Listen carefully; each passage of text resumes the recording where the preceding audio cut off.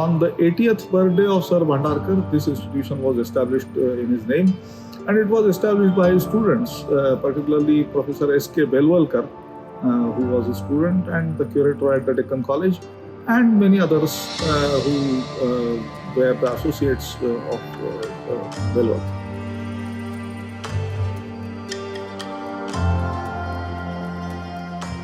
Wherever Ramayana, Mahabharata and Buddhism has gone, I think there are more than 12 countries where these three things are available.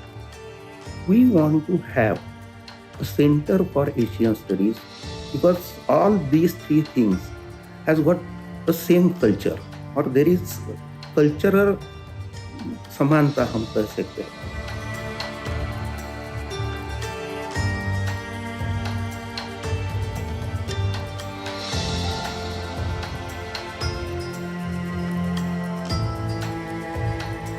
The first work which we are going to do, what we have done for 60 years, a critical edition of Mahabharata. For that, around about 900, 1000 manuscripts were used.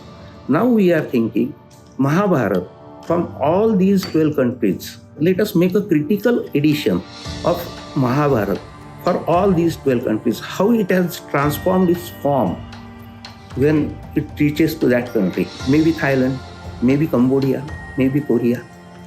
So that is first. And the same thing we are going to do about Ramayana also.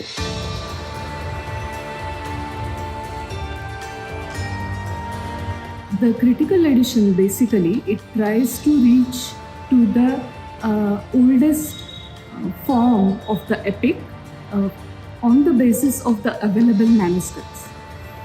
And it is found that there are two recensions of the Mahabharata, the northern recension and the southern recension.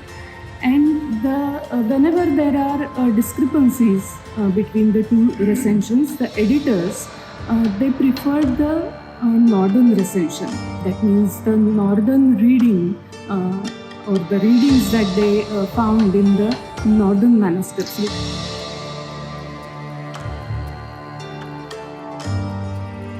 We will know, and we are quite sure that 60 or 70% of the content will be same, but there will be a change when these philosophies has gone to that nation or a different part of the Indic culture.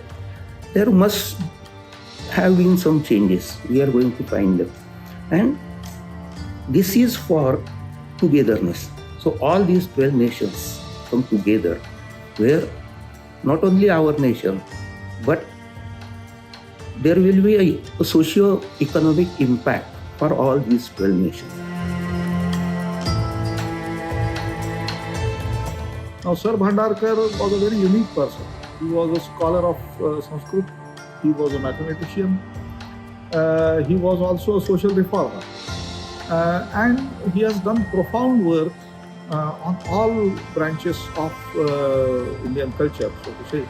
So, religion, philosophy, literature, inscriptions, coins, even some art, etc. So, practically every field of ethnology and archaeology that was available at that time was explored by Sir Bhandarkar.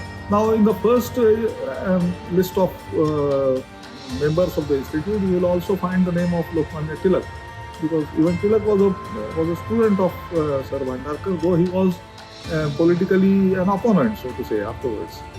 But still, he admired Bhandarkar's scholarship a great deal, and so he was a member of the institute. We also have a collection of 28,000 manuscripts, and out of them 17,000 manuscripts were donated to the institute by the government of Bombay Presidency in 1918, immediately after the establishment of the institute. We have added something like 11,000 manuscripts to it, and altogether it is 28,000.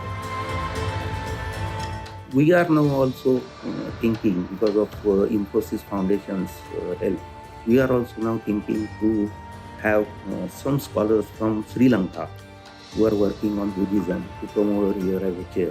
So we do have that kind of assimilation together. Further, we are going to ask the government to help us on official level. That is definitely we are going to do. The institute has a library which now contains something like 1,54,000 books, and we purchase books, but you see, the scholars and publishers from India and outside, they take pride in the fact that their books are incorporated in our library.